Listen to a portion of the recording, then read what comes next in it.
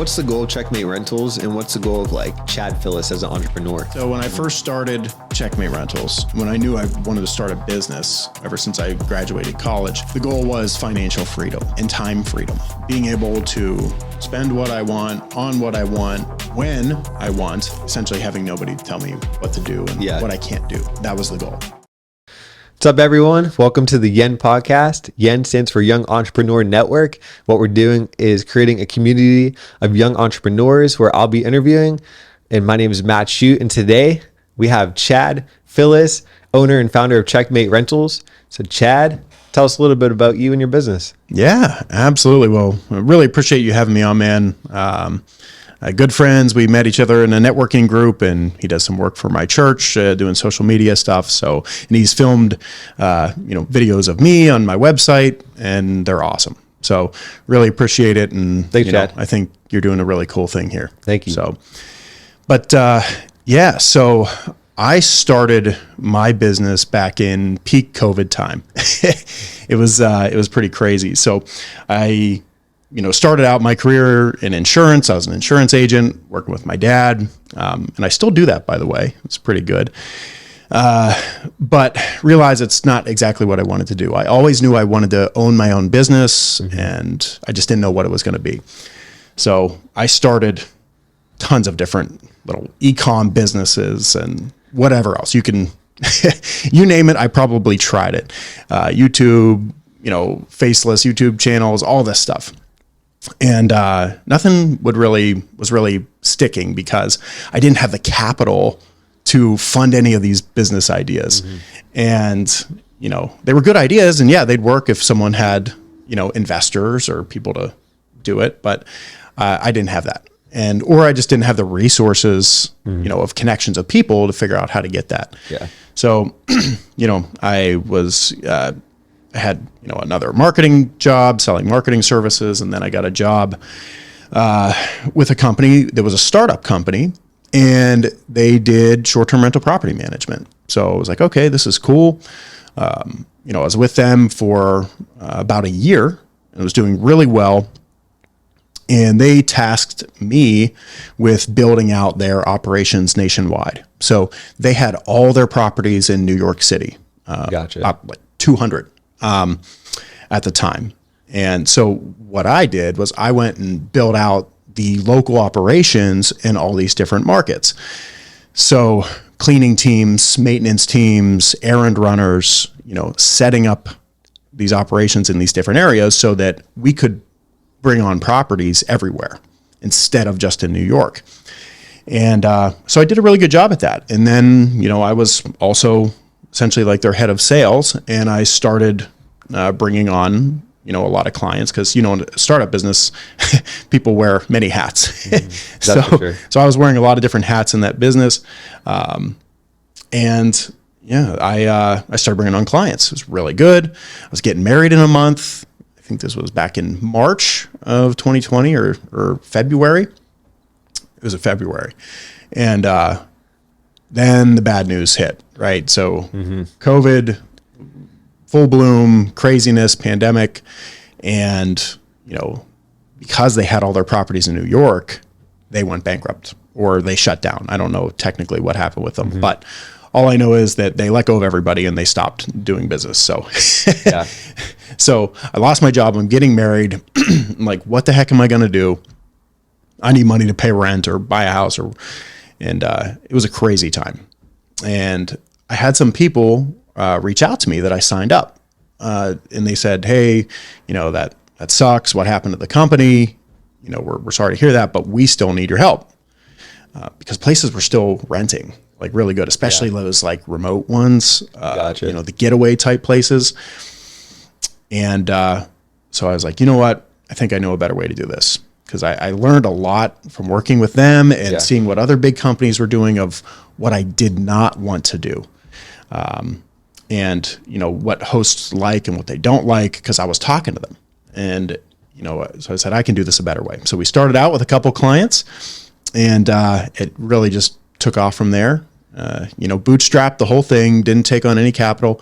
And, now we're managing over 100 properties all over the country. That's awesome. Is there a specific state that you have the most like rental properties in? Yeah. So I would say the state that has the most is probably South Carolina. Gotcha. We have a real nice base of properties in Myrtle Beach. I don't know how it kind of blew up there. I always vacation there. I love Myrtle Beach. My family always goes there. My sister-in-law lives there now. So yeah, I think it really just bloomed there. I know we have probably 30 properties down in Myrtle. Gotcha. But we truly are spread out. I think we're in 30 states out of the 50. So That's awesome. yeah, Taking over. yep, absolutely. One state at a time. So I'm going to back up a little bit to something you said towards the beginning, how I feel like we kind of have a similar story where I started and did a bunch of businesses, and then eventually I got to like marketing, doing Omni. So I guess my question is, you were talking about a lot of those other ventures that you were going after and that you started, you lacked the capital. So what was different from that time to Checkmate Rentals? I think partly it was the business model, right? So different business models require different things when it comes to startup. Yep. So a service-based business requires normally little startup, Exactly. right? Because it's you putting in the sweat equity, if you will, to earn the money. Yeah. You don't need to buy for example, for e-com, a products-based business, you need capital to buy products up front. Yeah, exactly. Depending on what type of e-com, right? Because you could do drop shipping where you might not need that as much. But with a service-based business, you can really start with nothing and no investors and kind of build it to a larger place, quicker. Yeah, for sure. That's now a lot of people, there's a lot of back and forth on what's better and what's more scalable. Yeah. Obviously product-based businesses are probably more scalable faster, because whenever I'm scaling, I have to hire employees, and big costs to scale. But if you're just trying to start out Yep. and be profitable and make money quick, I think that it's better. Yeah, for sure. Service-based business. I agree with that for sure. And so before you have equity, you have sweat equity. That's all you have. That's what you got to use. That's the resource you got to tap into for sure. So when you were basically running the other rental company that you were working for pre-COVID, you said you had a bunch of different teams and things like that you were managing. So what does like the operations behind Checkmate Rentals look like now? Like, do you have different teams? I'm sure you have like a bunch of like cleaners, things like that. So I think it'd be beneficial if you like dove a little bit into that, and maybe even how like you develop those teams. Cause obviously we're in Pennsylvania right now, Beaver County, small town, and a lot, like you said, most years in South Carolina. So how did you go about developing the teams that you do have? I guess I can start. So there's two separate types of teams, right, in my business. So I do have employees that you can call them employees, contractors that work for me and only for me.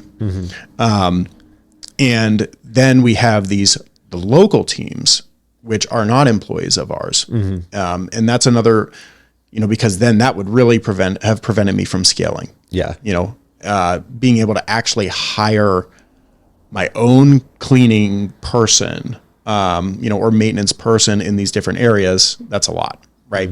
So what we did was I went to, just found some of these companies that were already really good at what they do. Gotcha. Right. So they're more so partners in what we're doing. So I know what a good cleaning company and a good maintenance person should do for a short-term rental, because I was in the weeds of it with that other company. Yeah. So I would call them and they would already have a good track record, and I would, train them up on our standards and our processes and our procedures. Like, hey, this is the software we use. This is the checklist, the basic checklist that you should follow when doing this. So leading them is a little bit different than actually leading my own team. Yeah. So there's two different types of leadership styles For sure. here. That makes sense. And the one is kind of like, hey, you're the professional of cleaning and maintenance. I'm not going to tell you how to do your job, but I'm going to tell you what we expect. Yeah, for sure. And then, we kind of go about it that way with our partners Yeah. in the local areas. And, for our internal team, because I also bootstrap, didn't have all this money to hire United States Yep.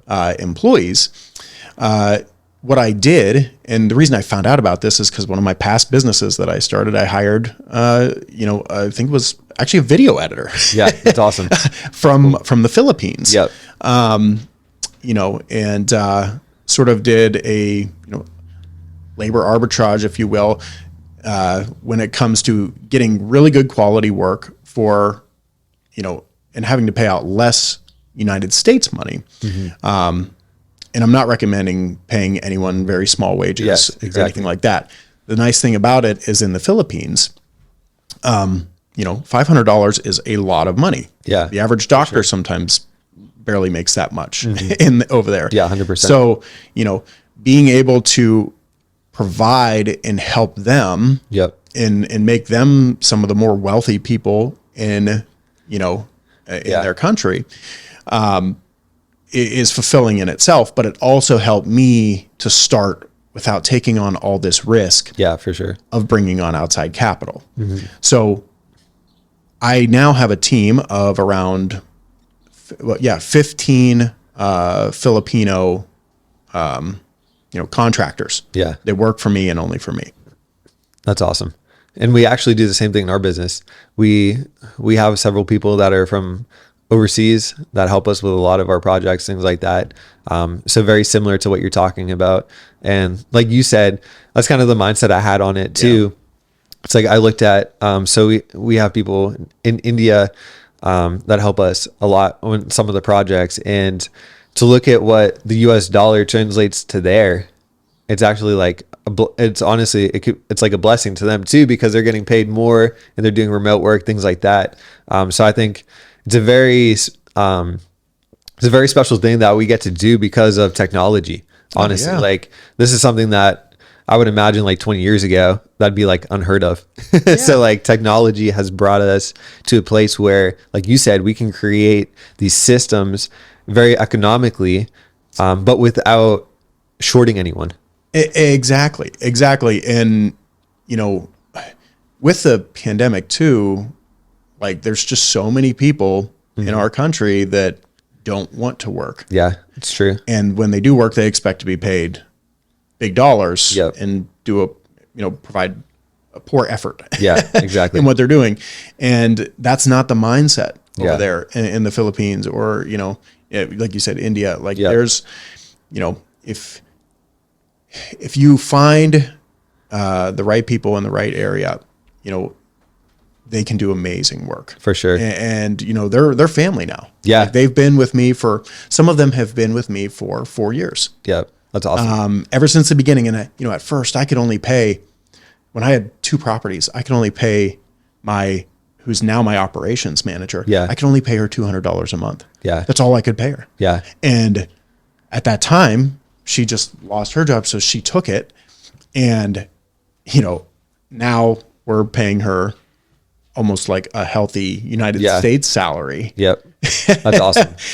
When she started at 200. Yeah. And I told her, please, April, please stick it out with me. Yeah. Like, I need you. We can do this. Yeah. And she did. And now, I've been able to help her pay for all 5 of her children to go through college. That's awesome. Completely funded their tuitions. That's so cool. With, a normal, a really good salary. Yeah. For over there.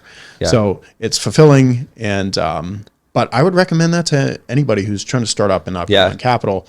Figure out ways to, essentially find good people in different areas who are willing to work and put in a great effort. Yep. 100%. For whatever price you need to. And that's really what helped me to get going and to scale. Yeah, that's awesome. And technology has allowed us really to like operate like bigger businesses, they're in the business of whatever they're selling, whatever product or service they're offering.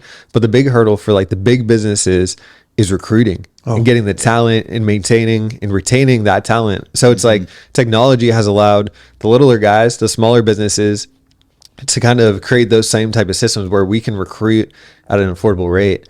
So I feel like it's just helped, like us personally, it's helped us scale tremendously. Obviously it's helped you guys scale tremendously. So it's really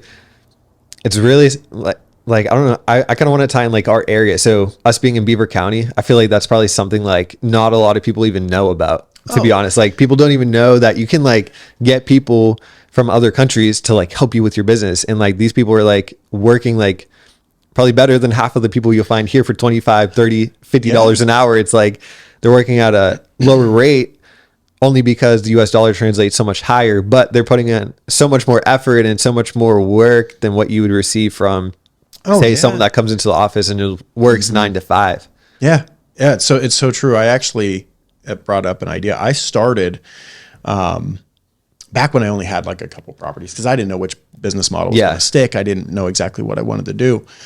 I started a virtual assistant business. Oh, nice. Like just part-time, like, hey, do you need help with, cold calling for your business, or following up with sales calls, or emailing, or prospecting, or data entry, and I would reach out to people, and I actually had a good little business going. Awesome. But then I realized I need all these good people for me. And exactly. Checkmate, so I stopped doing it.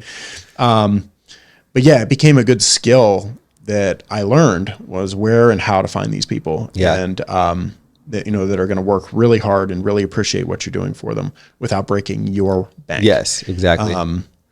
Now, obviously, I'm not against hiring U.S. Yeah, 100%. Yeah, exactly. I'm all for our country. Yeah, I want us to succeed. Yeah, just to clear that up. If anyone's wondering, clear that up. But you got to find the right people, and you got to be at a certain level to be able to hire people in our country. Exactly. Just because of the state of our economy and where we're at, and 99% of people who start a business can't do that. Yeah. So that's why I wanted to bring that up. Yeah. Yeah, definitely. I mean, and I'm sure 99% of the money that you spend goes back into our economy anyways. It does. So you're still boosting our economy. It does. Yeah. And then we, essentially did get to a point where we did hire someone, in the United States, and, it's been great. Yeah. So we are hiring there for different positions of essentially where we need people to talk to hosts in a more, relationship type conversational role. Yeah. So that's where, we see the need for that. But there's so many opportunities and so many possibilities for people starting businesses now with, like you said, technology and, and labor from all over the world. Yeah, for sure. So I want to stay on the topic of technology, but shift a little bit because we know each other. I know that you're a big proponent for ChatGPT. So am I. I like to call it Chad GPT. So tell me about, besides like the workers, things like that, tell me about technologies that you're using in your business, such as like ChatGPT or whatever else you're using, and how that's helped you. Just like, I'm sure it's helped your efficiency and proficiency and everything you're doing, just like go way up, kind of like how it has for us too. Oh yeah. Yeah, absolutely. So before, the big like Chat GPT boom, the AI boom, everything was manual, right? That we did. And it was a lot. And we actually had to have a lot more people on our staff. So once AI kind of came in, we kept everyone that we had, but we didn't need to hire at the rate we were hiring to scale, because with the people we had, we could, essentially fill in the gaps that, we would need when hiring someone new with AI. Yep. So there's so many different places in my business, Checkmate Rentals, where AI is used and it's important. Building listings, for example. So writing really, really good listing descriptions, the amenities, the descriptions of pictures. So we use AI to really help write the initial version of that, and then we go in and edit it, and but it gives us a really good starting point. And it took the process of listing creation from maybe 3-4 days to less than a day. Yeah, that's we awesome. Once we have all the information, we can build a really, really good listing within a day. Yeah, that's awesome. And so that's one part. Technology. Another one is so in short-term rentals, you have a property management system, and with that system, it manages the calendar, the inbox for the messages, all these things, the metrics for the financials. And so we have a system like that. Yeah. And there's so many of them out there, but the one we use is called Hospitable, and they integrated AI into their inbox. Oh, so nice. it's really cool. So when a guest is asking us a question, the AI already understands that property that it's asking a question about. And if they ask, is there what time's check out or what time's check in, then, we can actually hit the AI button and it'll write an appropriate message to this guest that's customized to them. And there's some that are even more advanced than that, but it helps speed up our guest communication time. And it's nice, but we do pay for the Pro ChatGPT version, and we use it for a lot of stuff. I actually use it now. I created my own, I don't know what you call it. They have like a bot. Essentially, you can create your own agent. Gotcha. And so that's what I did, and I trained it up on all my business information, everything that I know. Yeah. So sometimes I'll go in and ask it questions, and it gives me the answers really quick instead of me digging around in my own brain. That's awesome. I'm not gonna lie. I use ChatGPT for everything. Like literally, I'll write up an email. Like it'll seem like a simple email. I'll just throw it in real quick. I'll be like, make this sound better because I feel like I'm not the best at writing out, especially emails. I hate emails. So I'll write something up really fast. Like it's not even polished, not grammatically correct at all. I throw it in ChatGPT, and most of the time it makes it good. But I wanted to say, I feel like when AI first was kind of rolling out, a lot of people almost saw it as a cheat code, or people are like, oh, it's going to take people's jobs, where that's really not true. It's a tool for people to use. It's almost like we went from using a screwdriver that you're manually doing, like you said, to now we have AI, which is a power tool, which tie back to your church. You said we do your church. So that was the VBS, what they were talking about, the theme the other day, power tools. A little plug for Oak Grove. But it's like using a power tool. Why would you not use a power tool? Instead of manually doing it by hand, it just speeds up and makes everything better for you and for the client as well, because you're getting it up quicker and you're doing it faster. And there needs to be people like us that are gonna learn these things and learn these technologies, because the people that are hiring us, they're hiring us because they don't want to deal with the listing. Just because there's an easier, more proficient way to do it now, they're still not going to do the listing. Exactly. And the key thing is not giving up the personalization, that personal touch, which some people will try to do with AI, right? They try to do, I'm going to replace everything with AI and just tell it to write my blog completely, and then they don't even look at it and they just post it. Write this email, write this response, and then they don't proofread or add any human touch, and that's an issue, right? Because it's not perfect. AIs can hallucinate and do all these weird these things, but it's a great starting point to speed up the process, like you said. 100%. And why not use a power tool if you have one, instead of trying to screw it in manually? It Exactly. doesn't make sense. Exactly. So we use it to the best of our ability, and we just but we're very careful to make sure we're still adding in our personal touch. Because anybody can go in and throw something into AI, 100%, and pop it out, and then people will think they're a genius. But where you can really add value to people is, yes, use AI, but add your personal touch, which no one else can do, to separate you from whoever else. Because everybody can have access to AI now. Yeah, for sure. And I feel like even the consumer, and people say you're on Instagram, Facebook, I feel like people are going to start catching on So like the Chat GPT response is like, you see the word like essence or delve with like the little stars after it. I'm like, yeah. oh, they didn't even refine it. Like you got to use Chat GPT. Like you put in the like the first like prompt for it. But then I always like to say when I'm telling people about it, you got to talk to like a human, and like usually the first answer that pops out isn't like what you want. Like you have to keep refining and say, no, change this, change the sentence, structure, make it longer, make it less than 1,000 words, things like that. So it's like we're talking about a tool. It's like, it's not perfect and it's not doing your job for you. It's just like, it's work. Yeah, exactly. I mean, it's still work. Yep. Yeah. 100%. You don't have to, write a full 2,000 word essay yourself, but it's a ton of work to ask it the right questions to get it to produce the right answers. Yeah. That are good. And, so yeah, there's, the prompt engineering and all this like whole new area of where people are working and getting jobs. It's really important. It's figuring out how to talk to robots. Yep.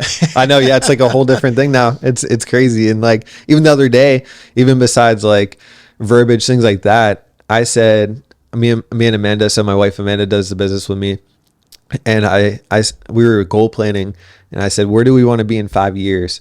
And I said, and let's work backwards from that.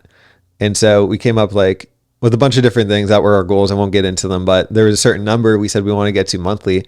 So I said, let's reverse engineer it and see what percent every month we have to grow by. Is it 10% every single month up until the 60 month mark or whatever percent it is? So I plugged it into ChatGPT, and the math was so off. I literally was so mad. I literally typed in, I literally said, bro, in the ChatGPT prompt. I said, bro, this is so wrong. I said, recalculate. I had to do it literally, I think 4 or 5 times. And then by the 4th or 5th time, it was really close. And then I like put in like a little formula, and then like it came out right. But yeah, it's not like, it's not magic. It's not magic at all. No, yeah. You got to yell at it sometimes. Yeah, for sure. And on the topic of goals, what is the goal? What's the goal of Checkmate Rentals, and what's the goal of like Chad Phillis as an entrepreneur? Oh, great question. It's always a tough one when someone hits you with that, because that's like the deep question. It's like, what am I trying to accomplish? Yeah. So, I think it's changed over time, right? So when I first started Checkmate Rentals, when I knew I wanted to start a business, ever since I graduated college, the goal was financial freedom. Yep. And time freedom, right? So being able to spend what I want on what I want, when I want, and essentially having nobody tell me what to do and what I can't do. And, that was the goal. So, but as, I kept getting closer, and I got a lot more time freedom, right? So I'm the owner of my business, and I've hired people to do things for me, and, okay, then you're getting closer to that one, and then the money starts to go up. So now you're getting closer to this, and it's like, okay, well, there's just so many levels to this game, 100%. right? Like you look at some of these guys on, other podcasts who, they just bought a private jet, or they did this, and, that's not exactly what I want. Yeah. I don't care about all that, the flashy stuff, the cars, the, multiple homes. That's not exactly what it'd be nice, sure. Yeah. But it's not what I care about. And I think a lot of that changed, when I had my son, Eli, and, it's more about, I think, a legacy now for me. So like a personal, I'm starting with a personal goal, I guess. Yeah. It's building something that I can pass down, that, I don't want to get to a certain point and just stop. Right? Yeah, like exactly. Because if you have a business goal, I'm going to make $1 million a year. Yeah. And then what? Exactly. Well, then you're going to have to up the goal and up the goal, or you just stop, which is what some people do. They get to their goal and they stop, and then they, lose their money or whatever. Yeah. They feel unfulfilled. So my idea was like, what's something that's meaningful, and, that I can essentially create a legacy for my family, and, pass down to him and any other children I have, and, they can pass down to theirs, and, start something to build generational wealth Yeah. down the line. That's something that inspires me. You know, is, you know, providing an inheritance.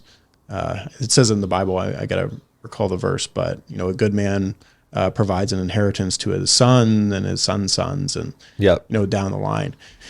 So that's a personal goal for me, is to provide him and any other kids I have, you know, a really amazing future. Yeah. That's awesome. And not to be like the golden spoon or silver spoon, you know, spoiled kid, like actually, you know, continue to work in it, work for it. And there are certain cultures that do that they're really wealthy, very, very wealthy cultures that they have family businesses that have been passed down over time. Yeah. And those people, you know, don't have to worry about money. Yeah, exactly. It's in our culture, it's crazy, you know, that like, oh, well, go spend $200,000 at, you know, some institute, some college, you know, to learn how to do something that's going to pay you $50,000, $60,000 a year. Yeah.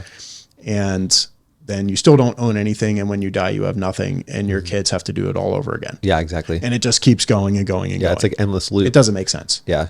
So, you know, why not kind of copy what some of these other, you know, cultures are doing with these generational businesses that keep on going. That's personally what my goal is to just build this up to a level where, you know, they can take it over if they want to. They can take it over and, you know, or sell it and build their own thing. Yeah, exactly. You know? But as for Checkmate, you know, it plays right into that. You know, I'd like to grow this thing as big as I possibly can. Yeah. Before I was like, oh, it'd be great to have 100. Well, I'm at 100. Yeah. You know, it'd be great to have 200, 500, 1,000. Like, I just want to build this to a point where I'm not sacrificing quality for quantity. Yeah, exactly. So that's the most important thing, is scaling at a proper rate. Yep. Where I'm still able to provide top-notch quality. Yep. But to as many people as I possibly can. Yeah. And that's where I think a lot of companies in every industry, but especially this industry, they can't find the balance. Some of the biggest companies, they started off really good, like we did, right? Yeah. Like Checkmate. But I get so many calls from hosts who, you know, clients that are going from other companies coming to us because the quality has just dropped off a cliff because they just brought on 1,000 more properties. Or they bought like 5 companies and brought on, you know, 5,000 properties, and then all of a sudden they can't get a hold of somebody, or their property's going downhill and nobody's there to provide that personal care and personal relationship. Yeah. And that's something we never want to give up. So it's striking that balance, but our next goal is 200. Then after that, it'll be 500. Yeah. And 1,000. Yeah. But yeah, personally, and, you know, personal goal and business goal, you know, I think those two are probably it. Yeah, that's awesome.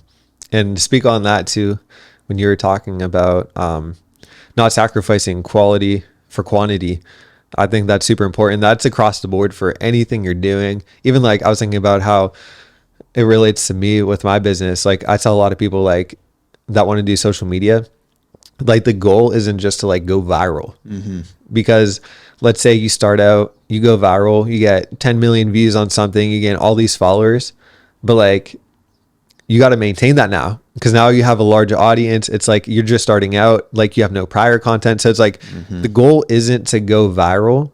It's create like an actual community that believes in you and trusts in you, and like are there like basically as ambassadors for your business. So just kind of relate that to like another industry. And I'm sure like any industry you could look at that and be like, oh yeah, that definitely applies in this scenario. But yeah, I know you'll meet your goals, because I know you personally. So I know you'll definitely shatter those goals probably way sooner than you even think. So thank you, man.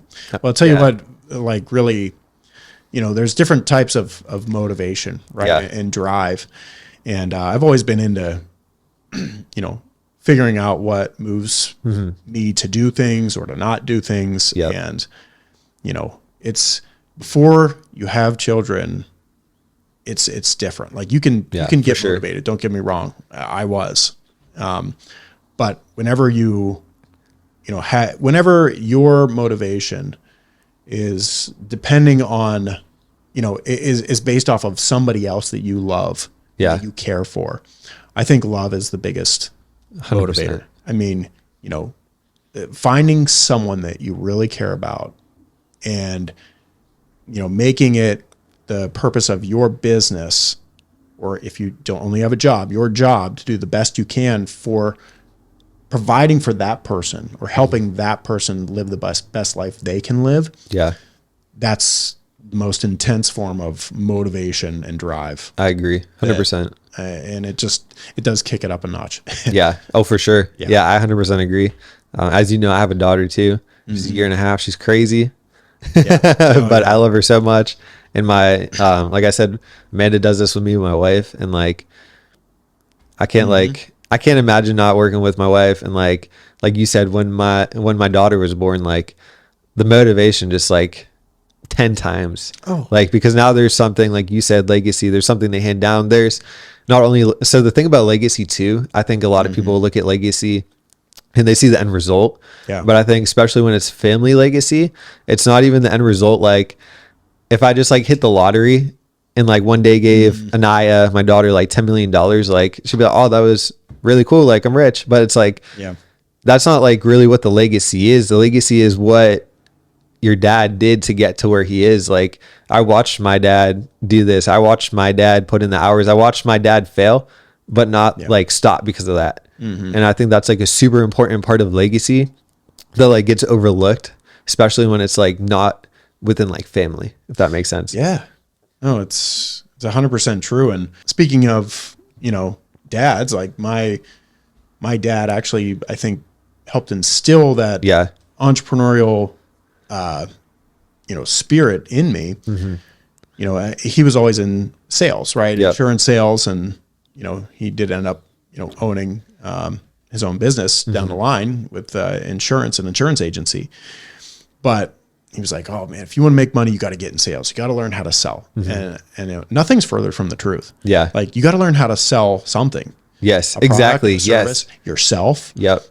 You got to learn how to sell. And, being a 10-9, starting out in insurance, making no salary, knocking door to door, getting, doing, 50, 100 more cold calls a day. Yep. Yeah.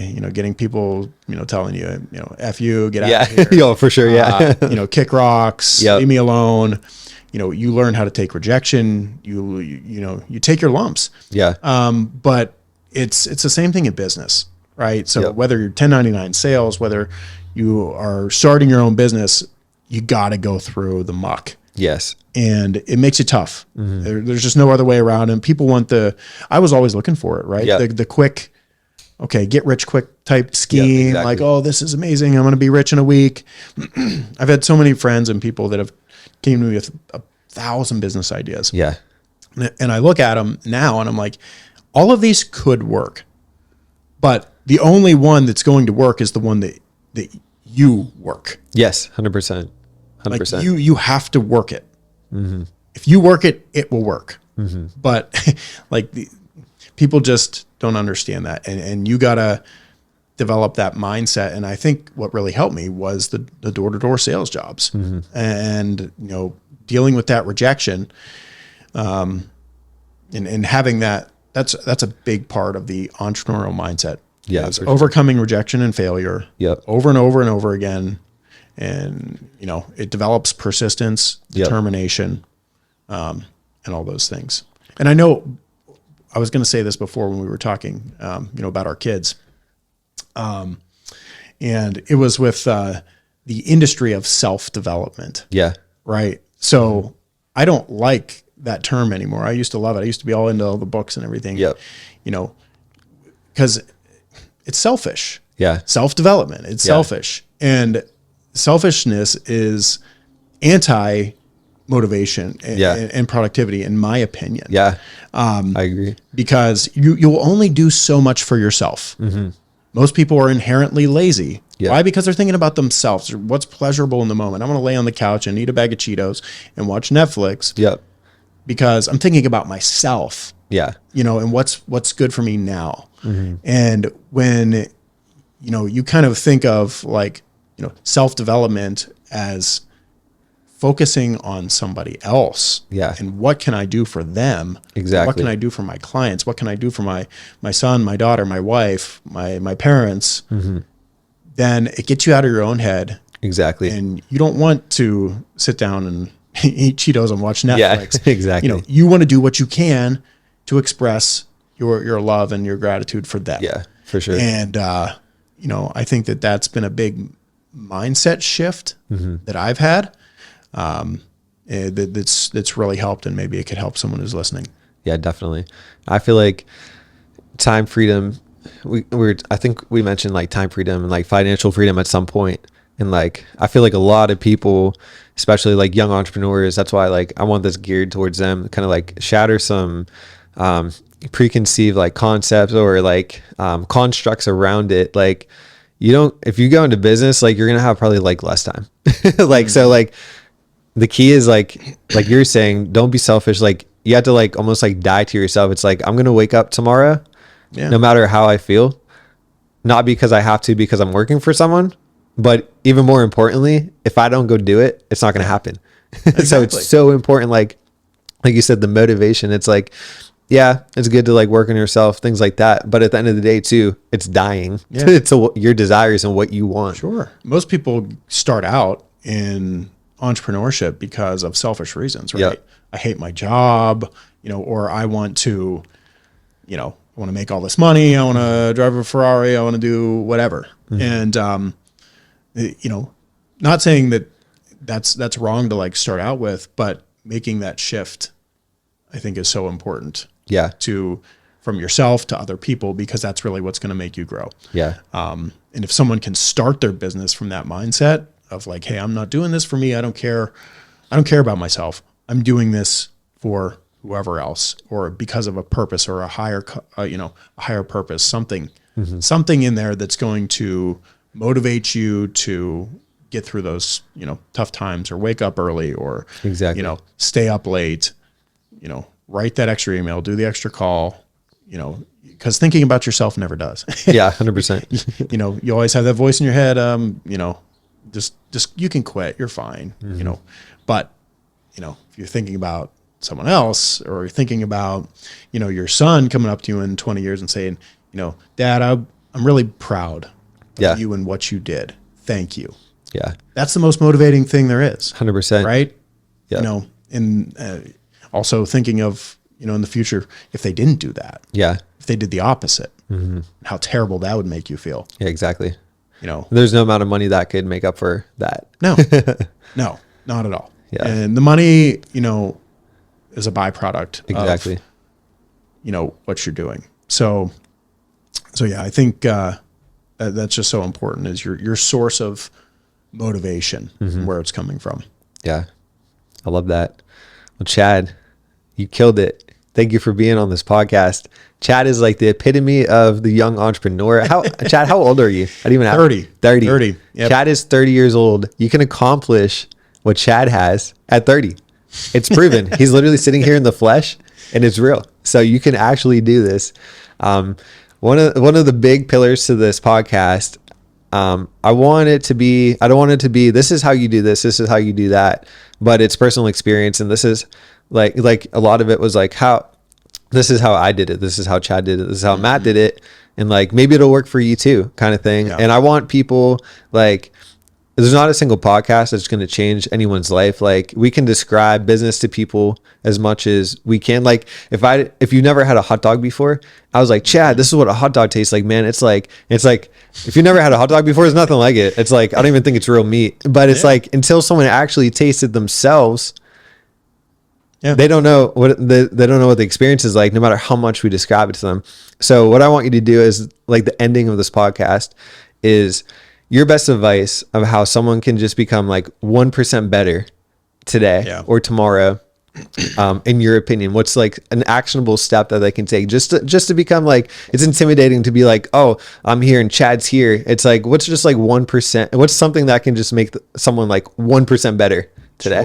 Sure. Yeah. So someone in that position, right, who's trying to learn on how to get started or figure out what to do, it's extremely overwhelming. Yeah. I was there before, figuring out what business I wanted to do, all these things.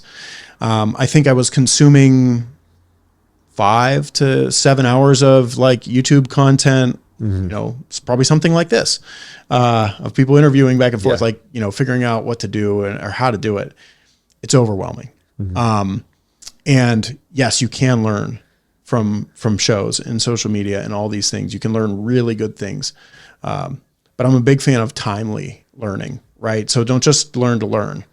Like, learn something that you need in that moment and apply it, and then do the next step. Yeah. And then you got to learn something else and then apply it, and then you keep going.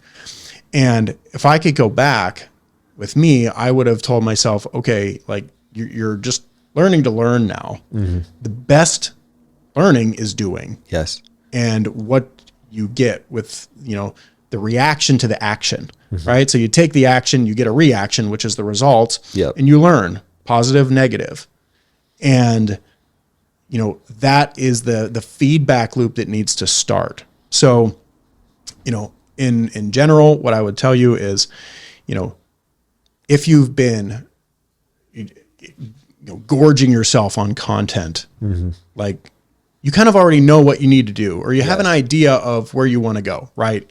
And if you don't, then go ahead and watch some content. But most people who are in the spot where I was and where you were have an idea of what they want to do, where they want to go. So shut YouTube off, shut everything off, and write out an action plan of steps. I'm going to do, what's the most small step I can take that I can then learn from, and then take another step.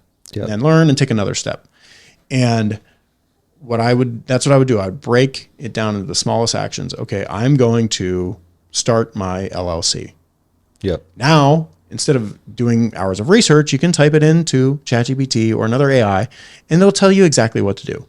So I would sit down in front of AI. I would type in, okay, here's my goal. I want to start a business in this. What should I do? Step-by-step process. Make it the smallest steps possible. Tell AI to make it the smallest steps possible, and then do it. And then do one step, take a break. One step, take a break, and just get that momentum. There's nothing like momentum in business, and because it compounds. So I think biggest thing with me was not actually getting started. That's where the most energy and the effort has to be applied, is getting started. It's like when you're lifting weights, man, like the hardest part is getting it off the rack sometimes. It's like you get it off the rack. Once you get momentum and stuff's moving, like it's a lot easier. But, and it starts to flow. So you got to get into that flow. And to get into the flow, you got to take a step. That's great advice, Chad. And just so you guys know, Chad has a lot more momentum than me on the bench press. You're gonna get a lot more off the rack. So, but thank you so much, Chad. Everything you just said there is like invaluable advice to get started 1% better today. Go to use technology, use all the tools that you have, learn, absorb all that you can, and then start. Make sure you start. So thank you for watching the Yen podcast. I encourage you to share it, because we only grow if you share it to your friends and your family, or someone that you think might benefit from this. It doesn't even have to be someone young, because old people can benefit from this too. They can. Maybe someone has to learn that they can learn something from the young generation too. Hey, you can start a business at any age. Exactly. Doesn't matter. Exactly. A business, entrepreneurship. It's for every single age. It is. So it is. Thank you guys again for watching, and I'll see you on the next one. All right.